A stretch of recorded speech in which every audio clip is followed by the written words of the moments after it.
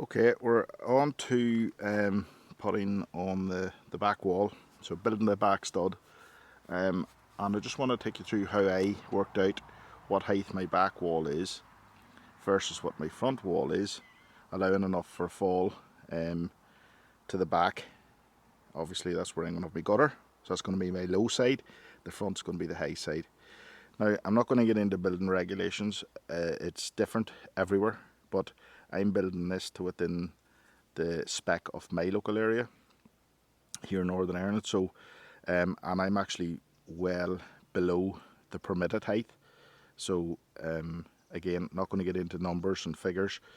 As I said, it seems to be a bit of a minefield out there with different councils and different countries and so on. So I'm sticking to what I'm doing, but I'm just showing you how I did it, and you could probably replicate something similar. And this is really for somebody like me that's starting off basic, doing this for the first time.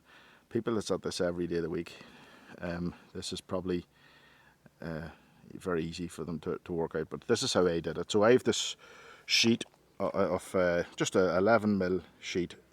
It's a full 8 foot sheet. So that's what I'm just based my measurements on that, so that I could get a real life look of how it's going to be. So I'm going to take you in a bit closer here now.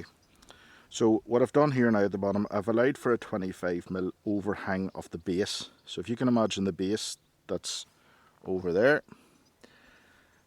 the overhang, plus you've got your 5x2 base, you've got your 18mm floor, and then that obviously is where your stud will sit, your stud base. Okay, now your door will come in at this point here, and my door is 2100.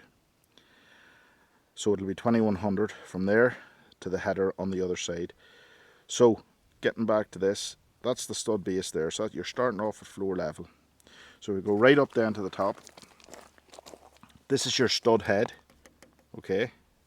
So zoom out a wee bit. That's your stud head to the top of it there. Okay. So as I said, my door runs from the bottom of the floor level up to this point here, which is 2100. Okay, I've then got a door header, which is going to be two 5x2 side by side, so it's going to be 5 inches this way, and then I'm going to have a wall plate running right the full length of the front, that's going to tie everything together basically. So it'll be a 4x2 on its flat. Alright, so that's a 2 inches there. So in total, from this point here, this is where my roof will sit. Okay, so you'll have another 5x2 coming out here, from here to here, plus 18mm of ply. I've got about 600 to play with, which keeps me still in spec of building control. Probably about 500 to be realistic, about 500. So I'm well within my parameters. So I'm still talking about the front here. So my total front wall height from floor to ceiling is 2273. So the recommended, again, from what I see on YouTube, the recommended is for every metre of width of your building, you allow 20mm of a fall. So that's for every metre is 20mm of a fall. So my building's at roughly 3.2 wide, so that's going to be the width of it. I have to take off 70mm from that, which leaves me rounding off at 2200. So that's going to be my total height from floor to ceiling for the back wall. Okay, so that's how I've worked out how the back wall. So that's roughly 7'2". So that's what I'm going to base it on now. I'm going to go over here now and start. I've already lined out my top and bottom. I've got my trusty D-walt out. This thing has served me very well. As you can see, it's very rusty. I've given it to my father-in-law. Well, I bought my new one, I gave him this one, but I've just took it back for doing these studs. I didn't want to have to disconnect and all that jazz. My other one, this is a, what is it anyway, I can't remember. It's a DW700. It served me well. I made loads of bits and pieces with that, but it's great for cutting these joists, and I don't have to worry too much about it. It's a bit rough of itself, but it's cutting square, that's the main thing. So get back over here now, and I'm going to start marking out my studs. So I've got my 4x2 set out here, and you can see that I've already marked my 400 centres right across. So I've got them clamped together now evenly. I've got the ends nice and square. I've got them all marked, as I said. So I'm just going to use my square now and square off every single one along. I'll take them apart and then I'll cut my studs. So this is nice and simple, just getting the square. I've just got my line it up, mark it right through. So that's where I'll know now all my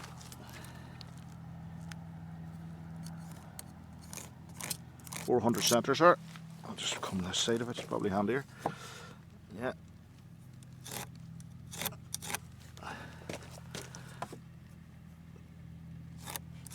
And this, the way this is worked, these are 4.8 lengths, and because their ends are nice and square, I didn't have to cut anything off them to square them up. So it just leaves it that I can use 4 full sheets on this particular run. So it just leaves it that you're not cutting sheets and adding bits on and cutting strips and so on. So once I have this all up, the only thing that I'll have to do is trim the base whenever I come to that stage. So I'll be nailing these together again with my DeWalt nailer, and I'll be using those 93mm nails, so just shy of 4-inch nails. So that's okay, so after a very heavy shower of rain and a change of t-shirt, I'm back out at it again. It's been, as I said a few times, the weather here is just shocking. It's actually really warm now, but it's been very hit and miss up until this. So basically what I've done, I've set out all my base and my head, all my joists in between. I have nailed this corner, I've nailed this one, and I've also nailed this one. And the reason I done that was I wanted to get a spacer, so that rather than getting these roughly on the centre, I want them to be obviously accurate, so that once I run it right through they're all the same. So because I measured my first 400 from the outside of this, that's not going to give me an accurate distance between the rest of these, because I measured from the outside. So I've took this, got the middle of this one, got the middle of this one, nailed them in place, and I cut this now, so that sits in between, and that's now my guide the whole way down. Now that I'll just use this now as my guide, so when I nail these the rest of the way down, I know that they're going to be in the centre of each of the 400 centres. So grab my nailer. So again, just getting this.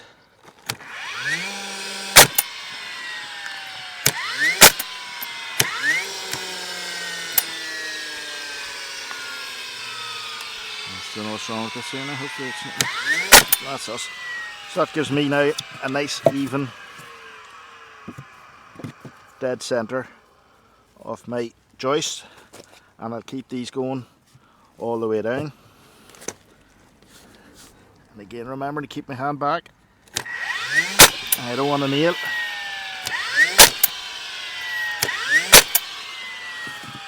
That's it. Just continue on down. And as I said, I know now by keeping these pushed over tight against this.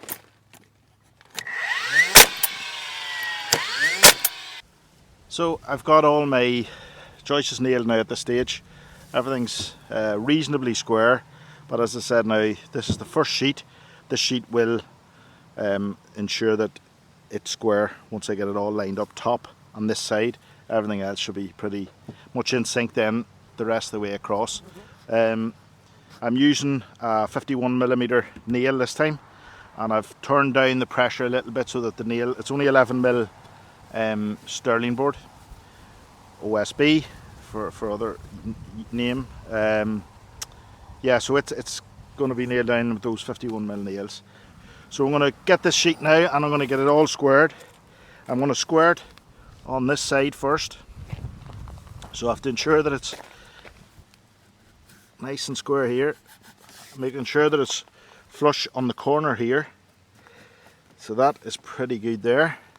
So what I'm going to do now is just put one nail there, and you can see that it's not going too far down through it. I'm going to get this then pulled out slightly here, and I'm going to put one down here. Okay, that is pretty good now. Oh, too much. That's pretty good there now. So I'm just going to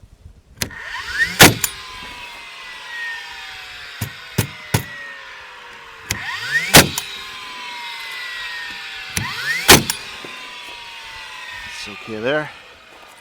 Just nail them back up here.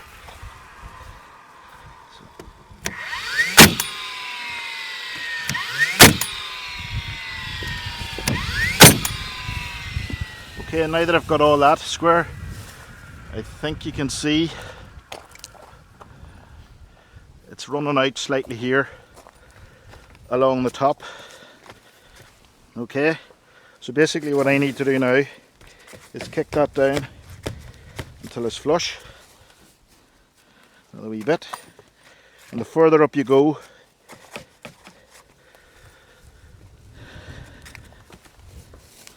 nearly there. That is bang on there now. So again, put a couple of nails, just ensure that it is.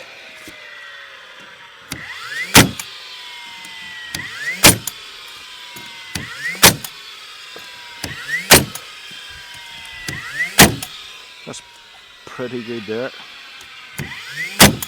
So that now I know my wall is square. So that's a complete 90-degree angle there now, because these sheets do come machined.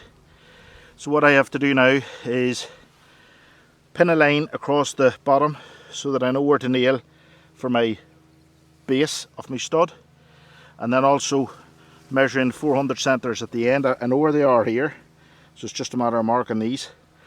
Do the same down there, 400 centres in, mark it, and then run my nails up and down.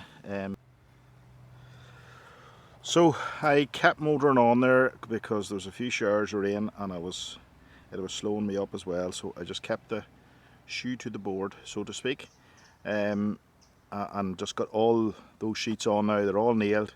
Everything's, as you can see, absolutely ding dong square right up the whole way, looking really good.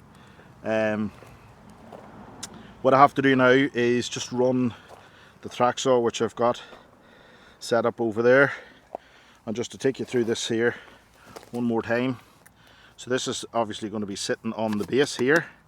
This is your, let's call it your stud base. It's going to sit on top of your main base. So that's the overhang there, allowing for the from here to here is 5 inches. That's the depth of your base. Then I allowed for the floor of 18mm, which is here, and then I just allowed another wee bit of an overhang. So I have 80mm here to cut off. So I've set the saw up, I've all my marks made, and I'm going to just rip them right through now with the track saw.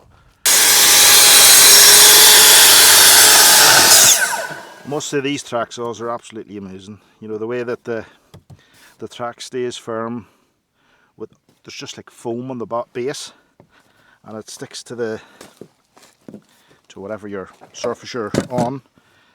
It's just those two foam strips there. Don't allow it to move. It's flipping brilliant. Saves a lot of time. So that's pretty much it now. I'm going to get my felt out here now. I'm going to lay it on and staple it on.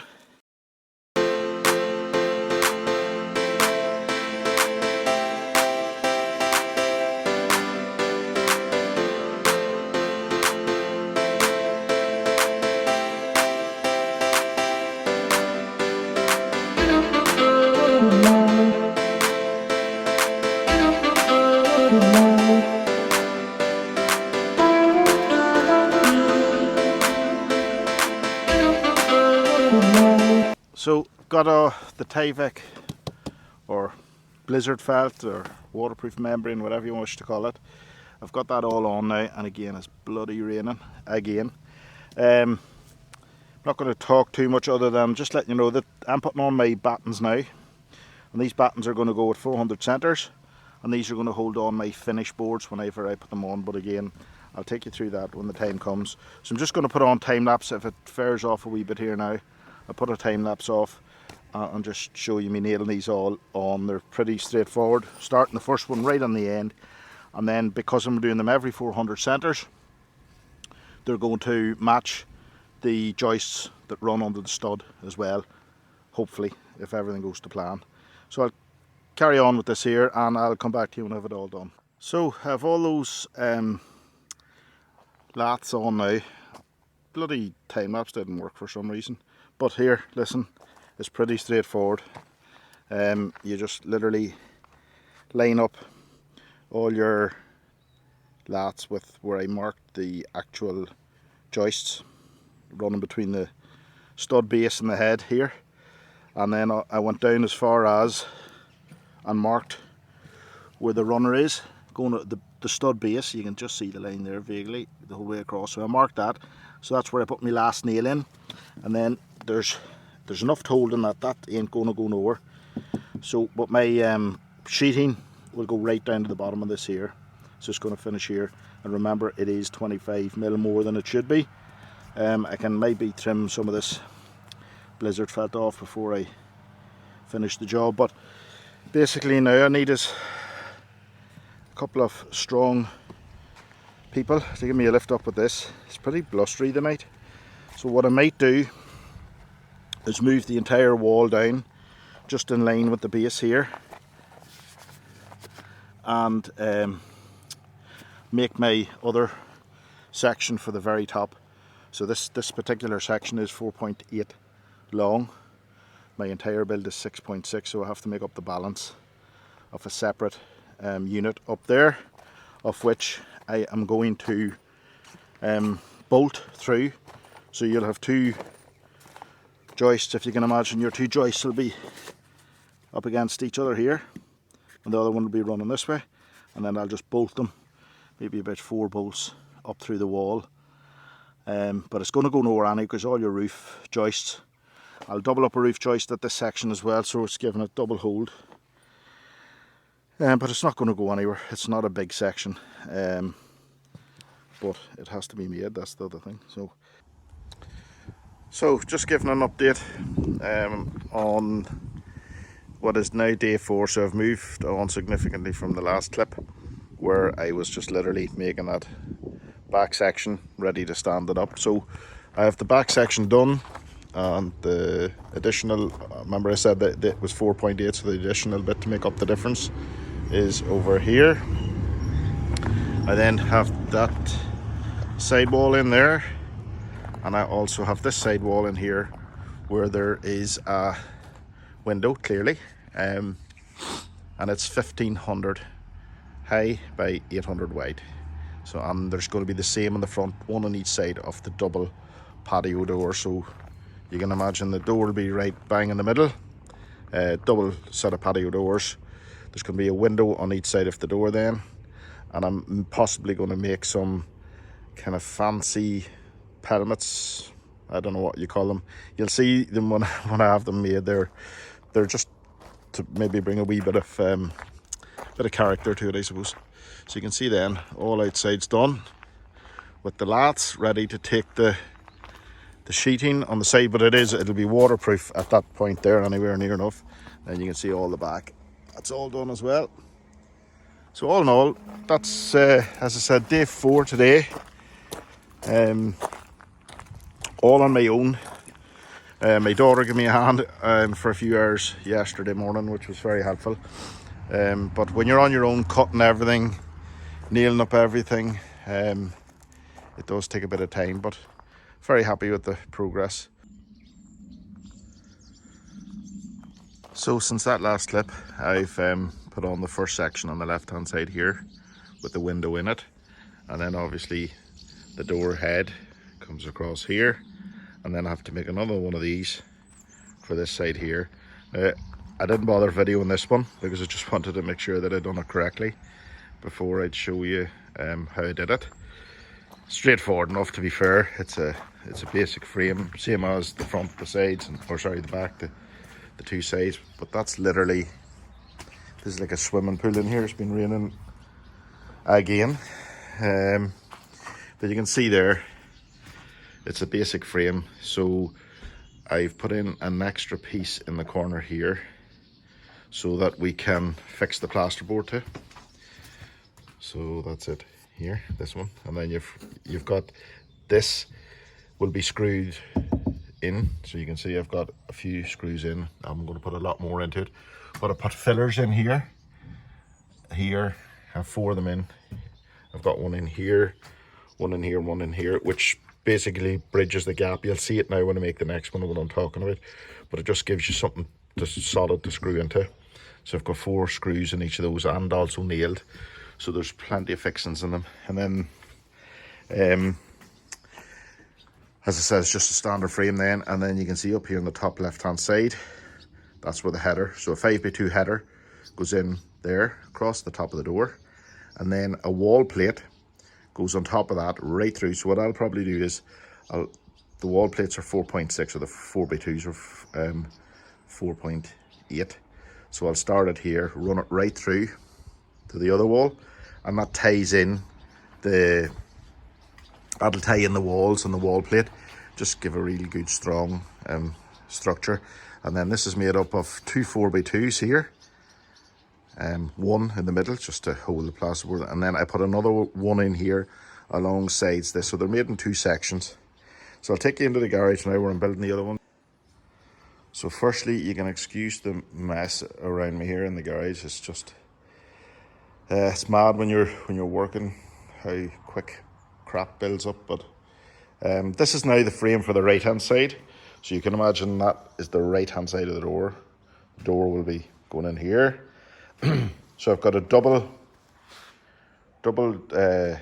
stud here running up to the head up here, and then I've got this inside one runs right up to the top, and then the one inside will be screwed into this one in several different places.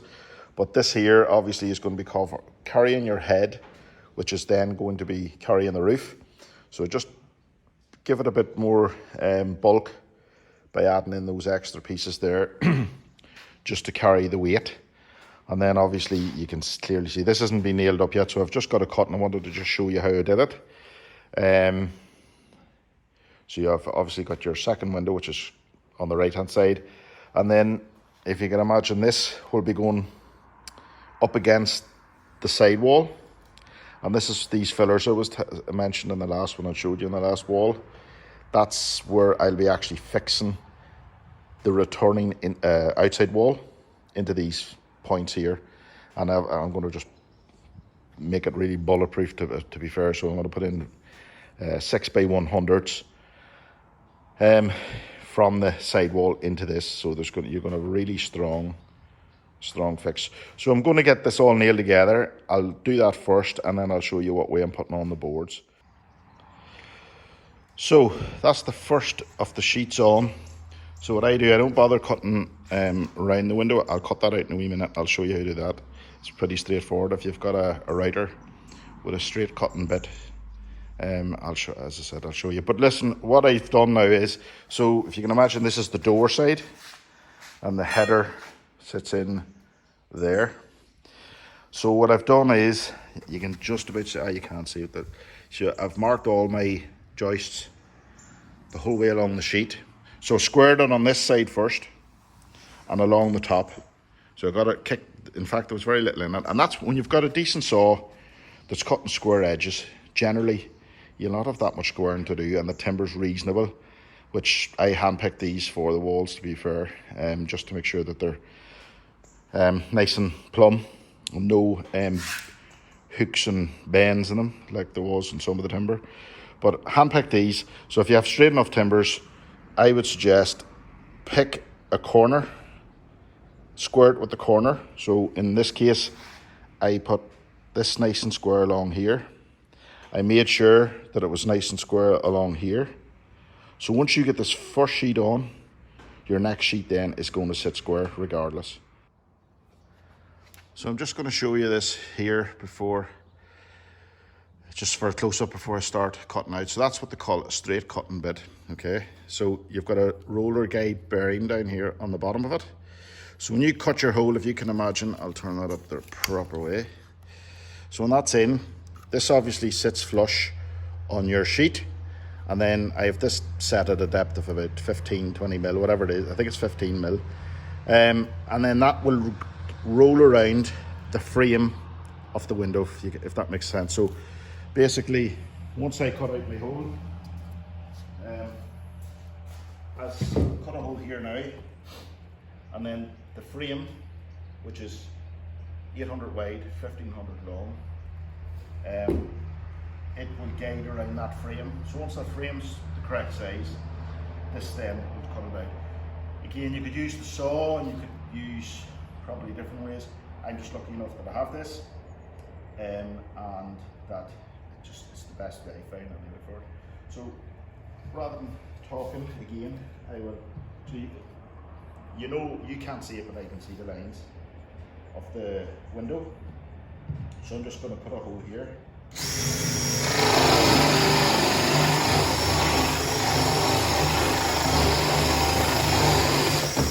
So that's just straight through. So I now can feel the frame here and here. So it's only literally a couple of mil each way. So you pop this in to the hole. Now it will be a bit noisy, and I will speed this up whenever I'm editing if I can. But I'll just literally now show you how this works. So I turn on the writer, which is always good.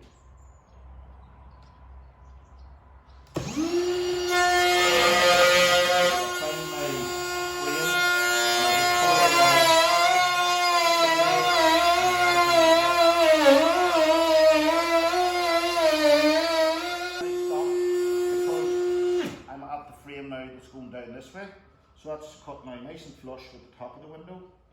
Now I'm ready to start heading down to my left.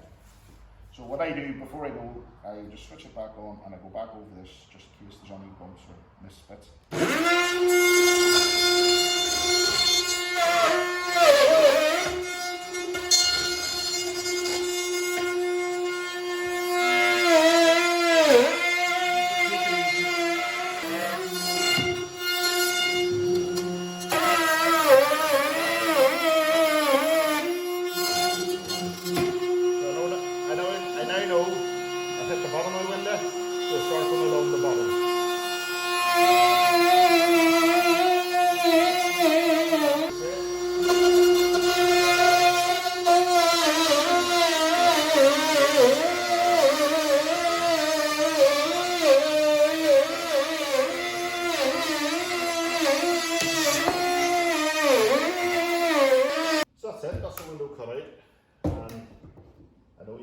See, but I can show you, I suppose. It's really, really neat, square. I'll just take this out here. So you can just see there, really, like that's nice and flush, nice and square. Absolutely the best way, I think, anyway. And again, you could, you know, mark down your lines and get your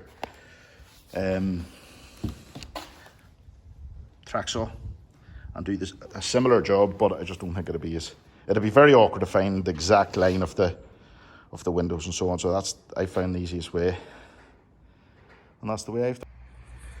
So back at it again today, and I just wanted to take you through so you can see that I have the front panels in now. I've got the door head on up here, and everything so far is tickety-boo. So you can see on the inside then, I'm just, at the minute, I'm just setting up the roof joist there, so everything is in place. You can see, worked out okay. Bit of a problem on this side. I'll take you through it towards the end. So we've just come to the end of episode 3 of the garden studio build. I hope you enjoyed it. We completed all the external walls and we're now ready to complete the roof. We'll be starting that next week, so that'll be in next week's vlog. Please subscribe to the channel, leave a like to the video, and feel free to leave a comment down below. It all helps. I'm willing to take any advice I can get. So thank you. See you next week.